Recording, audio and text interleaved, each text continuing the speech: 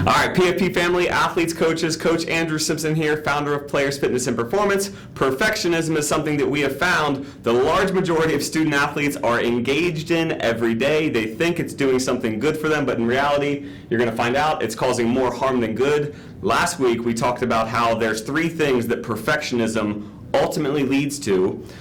But before we get there, perfectionism is typically rooted in fear. You're scared of disappointing somebody. You're scared of making a mistake. You're scared of not living up to expectations.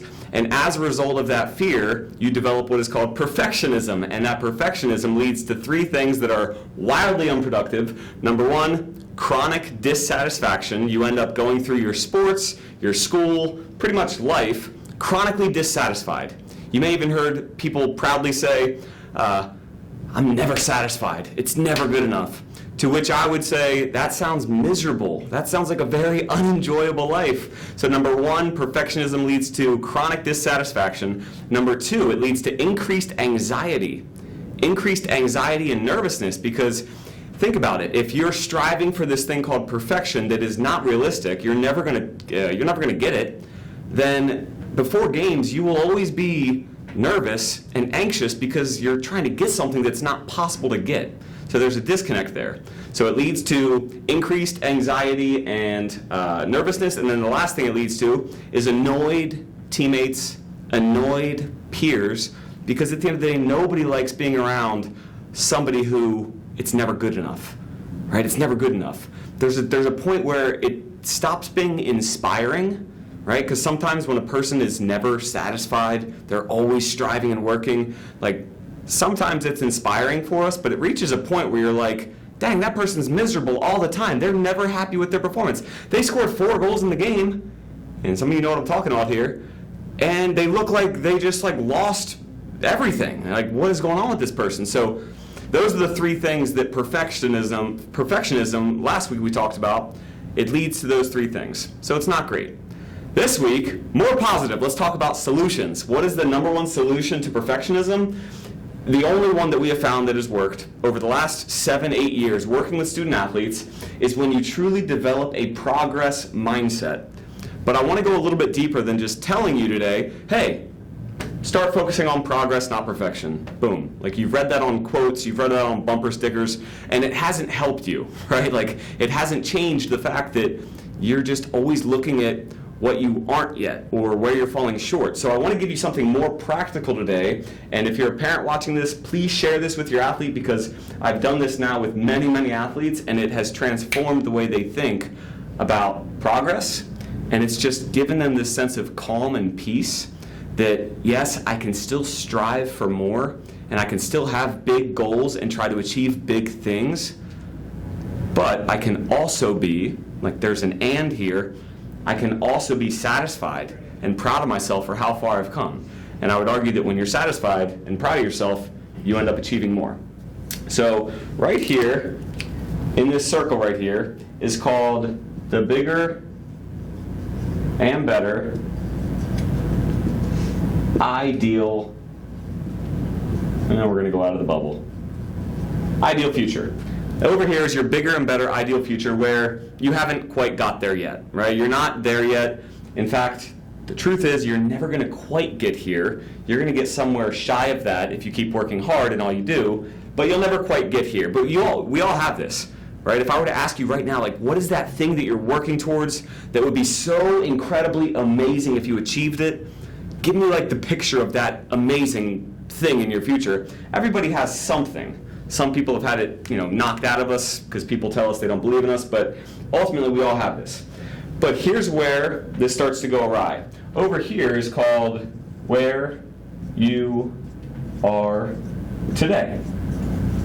Where you are today. And you notice there is a visible gap between where you are today and your bigger and better ideal future. And this gap, for some of us, it motivates us, and sometimes it motivates us because it's like, I'm not quite there yet. It's giving me something to work towards. But for most of us, we focus here way too often. Most of our waking moments at practice, in our off time, when we're talking to friends, when we're thinking about our sports, we're focused on the gap. We live in the gap. And that's not healthy. That's not good, that's not motivating, that leads to stress, depression, anxiety, and for some athletes we know it's led to worse things than those. So living in the gap, while it is motivating to some degree, it leads to more frustration, dissatisfaction. That's what it leads to.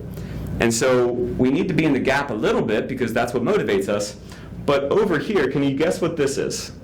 Can you guess what this is?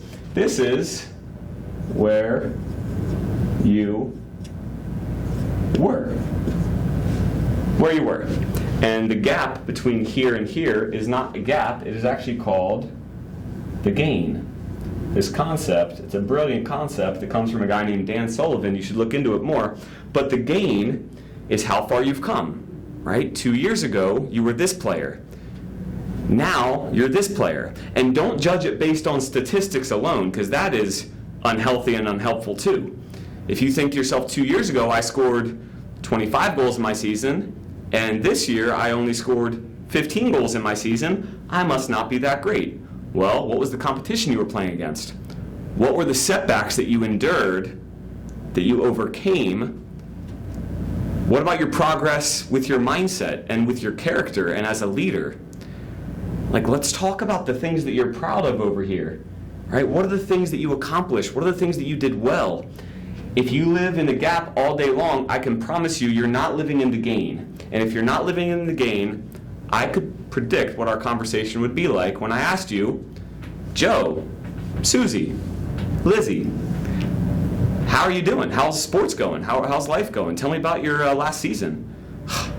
Man, you know what? I don't know if I'm ever going to be able to make it to college. I don't know if I'm ever going to be able to get that scholarship. I don't know if I'm ever going to be able to get first team all conference or be one of the best players on the team. No, I asked you how you did last season. I didn't ask you how you're going to get here, but that's what you just started to tell me because you live in the gap all day, every day. I asked you, how did you do? Tell me about the things that you did well. Tell me about the things that you're proud of. Tell me about the things you accomplished. And if you can't think of any, tell me what you learned. Right? Tell me the lessons that you learned. Tell me the things that you overcame. And that's where we got to get better at this. We got to, as parents, as coaches, we have to encourage our athletes to live here, not so that they rest on their successes and they just stop striving and achieving.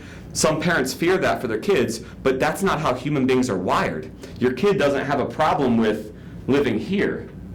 They have a problem with not being here and living here all day long. So we need a little bit of a balance. The most practical way I can bring this down to, like, okay, Andrew, what are my action steps? Like, what can my kid do to start living in the gain more often? I'm going to break it down with 3 different things. After every season, and coaches, you should be doing this too to keep your athletes mentally healthy and fresh and feeling confident. After every season, have them reflect on what they did well. What were your accomplishments? What were your wins?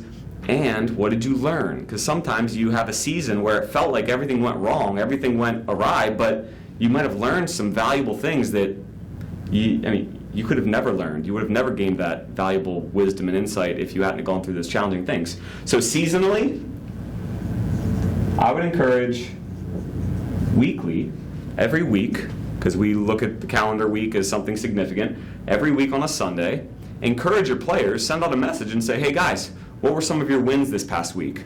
Because it gets them into the mindset, into the habit. It's not a quick fix tactic to stay in the gain. You literally have to rewire your brain to get into the gain. And the most successful performers in the world here, I just want you to hear this real quick. If you're tuning out, please listen for a second. The most successful athletes in the world, in my opinion, are the ones that go their whole career and they enjoyed it and they don't have regrets and they don't look back and say that was miserable and they stayed healthy and they stayed happy and they kept their relationships intact along the way. They report living in the gain more often than living in the gap. That's just the truth. So on a weekly basis, let's reflect on what we did well in the last week. And then here's what I would really encourage. This is taking it up another level if you want the challenge. Every day you wake up, say to yourself, what are a couple things that happened yesterday that were good? Hey, I tried a spin move at practice and I'd never tried that before. I overcame a fear with some courage. Hey, I went up and I talked to my coach about something and I asked him for help and I hadn't done that before.